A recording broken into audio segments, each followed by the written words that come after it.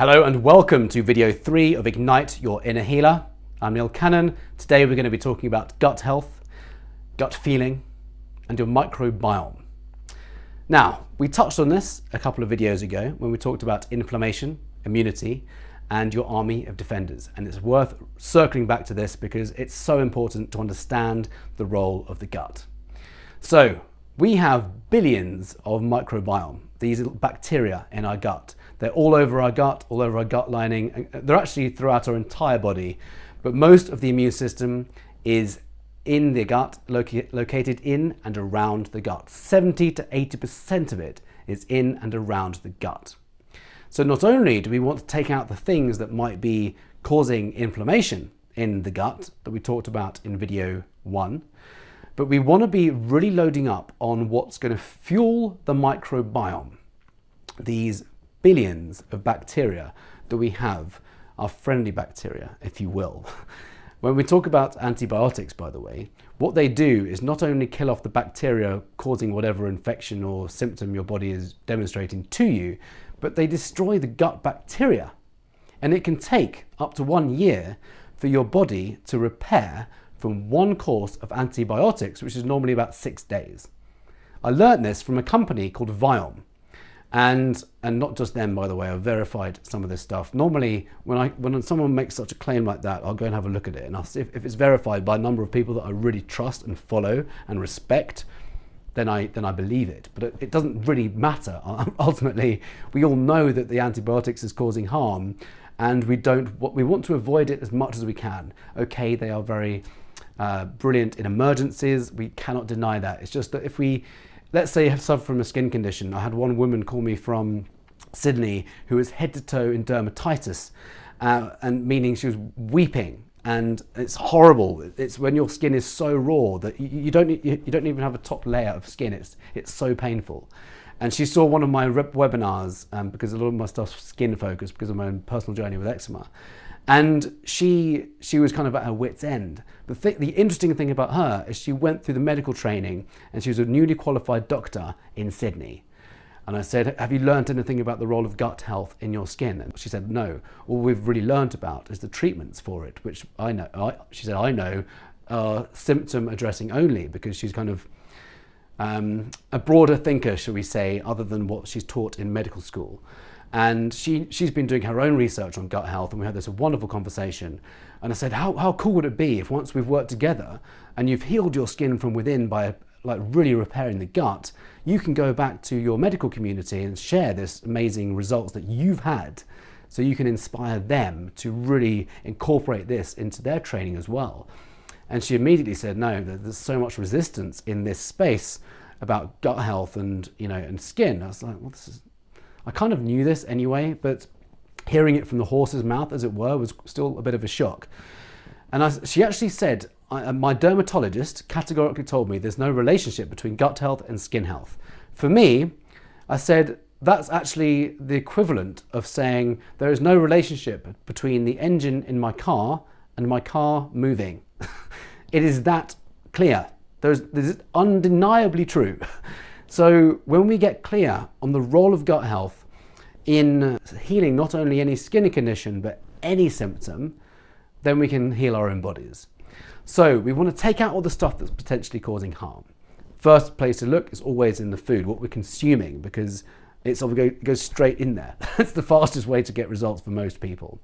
And then we have to look at the more in the physical and the mental and the emotional. But the first place to look is always diet. How do we then feed the gut? We want to be having a majority plant-based diet with lots of different colors from organic produce, because that is what feeds the microbiome. There is a general rule to eat the rainbow. Not literally, don't go out there and try and eat it, but we want to be eating all the different colors from the rainbow every single day, as much as is physically possible. Now, given our Western world and where we live, it's not normally that easy.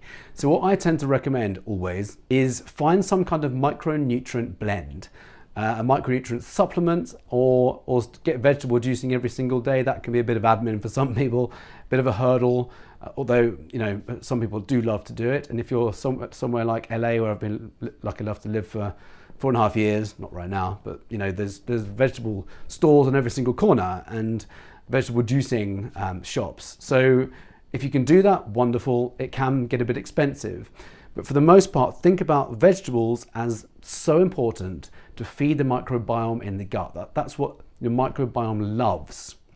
So let's talk about food and nutrients very quickly. We are made up of about 50 trillion cells, and each of those cells requires feeding. I mentioned this in the previous video for this course. And what they need in order of importance is oxygen, water, nutrients, and the ability to eliminate waste. So we need to be getting plenty of oxygen, which means plenty of movement, and breathing, which means, and by the way, this has a direct impact on our gut health. They've done tons of studies about how exercise improves the microbiome in your gut. Water, we want to go as pure as possible. If you're ready to invest in a bit more of a super premium water machine, I personally invested in something called a Kangen. It's reduced molecular hydrogen. It's got a filter which gets rid of most of the stuff, all the hormones and chemicals and drugs which tend to be in the water supply that we get from our taps, believe it or not. I'm going to put a video below this video on that if that's of interest to you.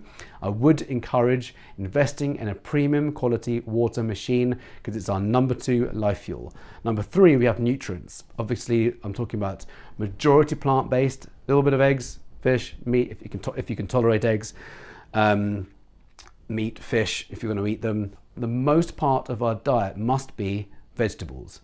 In fact, one pioneer, I call them pioneers when really creating movements in people's health, they say 51% of our diet every single day, and turn into Sean Connery, every single day should be plants, organic plants, preferably raw. Now I know that some people can't process raw stuff, but at least make 50% of your diet plant-based because you start to get the difference. It's difficult for some people sometimes. So the cheat, the biohack almost, if you want to call it that, is to get a micronutrient blend. I love a company called Organifi. I'll put a link below. And I'm also going to put a link below for a company called Viome, which is a company that allows you to send off a stool sample. Don't worry, they send you a kit. You don't have to, defecate in a box and send it over. So they're going to send you a kit, which is brilliant, and you provide a sample and you'll send it to them, and they will analyze your microbiome to find out specifically what your gut needs and what it doesn't need to bring it into a state of balance again. It's phenomenal. It's amazing.